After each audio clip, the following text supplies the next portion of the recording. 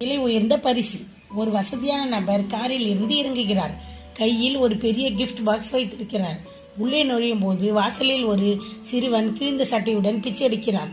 அவனை அருவருப்பாக பார்த்துவிட்டு அவர் உள்ளே செல்கிறார். ஹோட்டலில் தன் நண்பனின் பிறந்தநாள் விழா.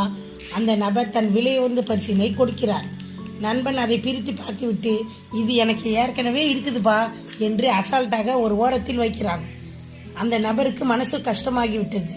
விழாவை முடித்துவிட்டு வெளியே வரும்போது அதே சிறுவன் பசியால் மயக்கமடைந்து கீழே விழுந்து கிடப்பதை பார்க்கிறார்.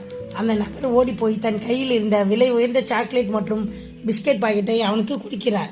அந்த சிறுவன் அதை வாங்கி சாப்பிட்டு விட்டு கண்களில் கண்ணீருடன் அந்த நபரை பார்த்து ஒரு புன்னகை செய்கிறான். அந்த நபர் இப்போது உணர்கிறார், கோடிகளில் கொடுத்த பரிசை விட பசியில் இருப்பவனுக்கு கொடுத்த அந்த ஒரு பிஸ்கட் பாக்கெட் தான் உலகிலேயே விலை உயர்ந்த பரிசு என்றார்.